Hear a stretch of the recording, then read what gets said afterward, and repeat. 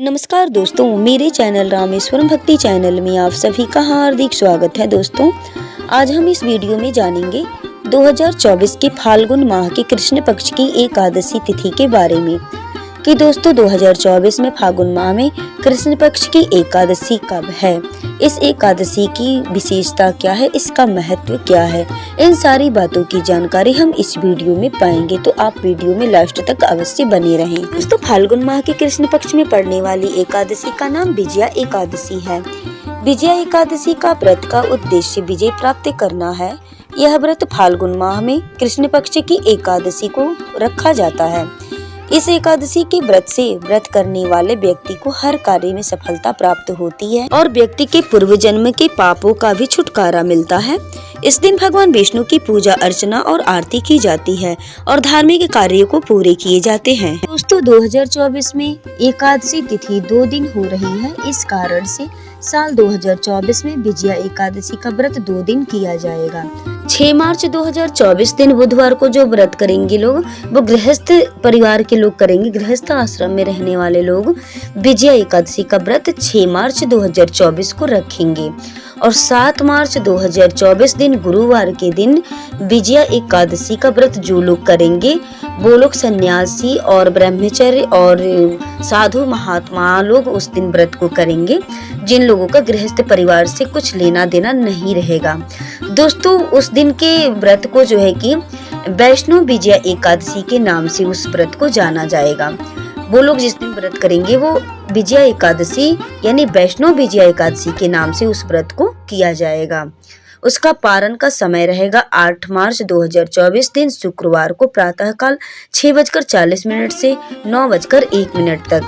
और जो लोग 6 मार्च 2024 को व्रत करेंगे उन लोगों का पारण का समय रहेगा 7 मार्च 2024 को। विजय एकादशी के महत्व के बारे में जानते हैं। विजय एकादशी शत्रु पर विजय दिलाने वाला व्रत है। यह सभी मनोरथों को सिद्ध करने वाला व्रत है। विजय एकादशी की बहुत ही बड़ी महिमा है। विजय एकादशी विजय का दिन माना जाता है। इस व्रत की महिमा से भगवान श्री राम ने लंका पे चढ़ाई की और लंका पे विजय उन्होंने प्राप्त की थी। इस व्रत की महिमा से, इस व्रत के प्रभाव से उन्होंने समुद्र में रास्ता बनाया और लंका पे चढ़ाई करते हुए उन्होंने विजय की प्राप्ति की। तो इस व्रत की महिमा इतनी बड़ी है कि इस व्रत को भगवान श्री राम ने भी इस व्रत को किया था और उन्होंने विजय प्राप्त किया था। ये इस व्रत की पूजा विधि के बारे में जानते हैं। दोस्तों, हिंदू धर्म के शास्त्रों में दर्ज है, पौराणिक कथाओं के अनुसार भगवान श्री राम ने भी समस्त वानर सेना के साथ मिलकर विजय एकादशी का व्रत किया था, ताकि यह विशाल समुद्र में उन्होंने व्रत के प्रभाव से समुद्र को पार किया था और लंका पर विजय प्राप्त किया।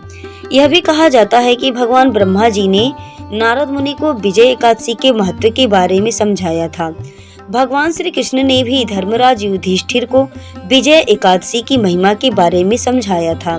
मान्यताओं के अनुसार विजय एकादशी पर भगवान विष्णु की पूजा करते समय कुछ उपाय भी अवश्य करने चाहिए, जैसे कि किसी विशेष काम या क्षेत्र में सफलता प्राप्त करना चाहते हो तो श्री राम के परिवार की पूजा करनी चाहिए, यानी श्री राम जी की उस दिन पूजा करनी चाहिए। आइए दोस्तों, जानते हैं विजया एकादशी के व्रत में भगवान विष्णु जी की पूजा का नियम क्या है और उनका पूजा कैसे करना है। दोस्तों, फाल्गुन माह के विजया एकादशी का व्रत एक दिन पूर्व यानी 10वीं तिथि की रात से ही आरंभ हो जाता है। दोस्तों, 10वीं की रात से ही मनुष्य को ब्रह्मचर्य का पालन करना चाहिए और संयमित आचरण करना चाहिए। विजय एकादशी के दिन प्रातः काल उठ करके स्नान आदि से नित्य क्रिया से निवृत्त होकर स्वच्छ वस्त्र धारण करें। पूजा स्थान पर भगवान का ध्यान करते हुए विजया एकादशी के व्रत का संकल्प ले लें। एक वेदी बना ले, उस वेदी के ऊपर आप सप्तधान रखें। सप्तधान रखने के बाद से एक कलश की स्थापना करें। बाद से विधि विधान से भगवान विष्णु की पूजा करें। दोस्तों, इस व्रत में सप्तधान की वेदी बना करके पूजन करने का विधान है। यह सप्तधान रखा जाता है नीचे, जो सप्तधान आपको मार्केट में मिल जाएगा, कहने पे पसारी की दुकान पे। सप्तधान की वेदी बनाएं, उस पे घट स्थापना करें, यानी उसके ऊपर कलश की स्थापना करें। फिर एक कलश में जल भरकर वेदी पर रखें। उस कलश में आम या अशोक के वृक्ष के 5 पत्ते डालें। 5 पत्ते लगाएं। उसके पश्चात वेदी पर भगवान विष्णु की प्रतिमा या चित्र स्थापित करें। साथ ही में भगवान गणेश की प्रतिमा भी स्थापित करें। धूप दीप जला करके सर्वप्रथम भगवान गणेश की पूजा करें। उन लाल रोली लाल चंदन से भगवान गणेश का तिलक करें, उनकी पूजा करें व दुर्वा चढ़ाएं, जनेऊ चढ़ाएं और भोग लगाएं। तत्पश्चात उसके बाद भगवान विष्णु की पूजा करें और उनको पंचामृत से अभिषेक कराएं।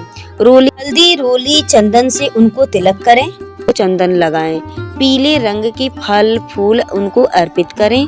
फल में आपको सर्वप्रथम केला उनको अर्पित करना है। उसके बाद से उनको तुलसी दल अर्पित करें, तुलसी दल का भोग लगाएं और विष्णु सहस्त्र नाम का पाठ करें। इसके बाद से विजया एकादशी व्रत की कथा को पढ़ना या सुनना चाहिए। उसके बाद भगवान विष्णु की आरती करें। उसके बाद से प्रसाद को सभी अपने परिवारजनों में बांट देना चाहिए और स्वयं भी प्रसाद को ग्रहण करना चाहिए।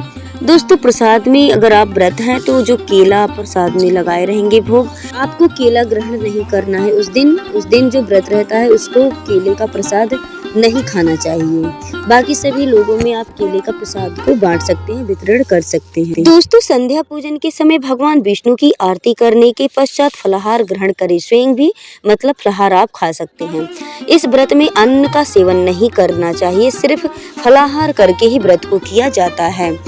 और व्रत की रात को जागरण आप अवश्य करें। इस व्रत के दिन आप किसी से लड़ाई झगड़ा ना करें और ना झूठ बोलें। इन सभी चीज़ों से आप दूर रहें। व्रत के अगले दिन यानी द्वादशी तिथि को ब्राह्मणों को भोजन कराने के बाद से अपने सामर्थ्य के अनुसार आप ब्राह्मण को भोजन करा सकते हैं और यथाशक्ति है तथा आप दान दक्षिणा दे सकते हैं। इसके बाद व्रत का पारण आप स्वयं भी करें, स्वयं भी अन्न और जल को ग्रहण करें। इस व्रत के दिन सभी व्यसनों से दूर रहें। इस दिन व्रत में जुआ नहीं खेलना चाहिए, मंदिरा का पान का सेवन नहीं करना चाहिए, तामसिक चीजों से दूर रहना चाहिए। इस व्रत में रात्रि को जागरण अवश्य करना चाहिए, रात भर भगवान का भजन कीर्तन करते रहना चाहिए। व्रत के एक दिन पूर्व यानी दशमी तिथि के दिन चावल का त्याग कर देना चाहिए। भोजन में चावल को शामिल नहीं करना चाहिए। व्रत के दिन चावल को छूना भी नहीं चाहिए और व्रत के अगले दिन यानी पारण वाले दिन चावल को नहीं खाना चाहिए, ना ही भोजन में चावल को ग्रहण करना चाहिए।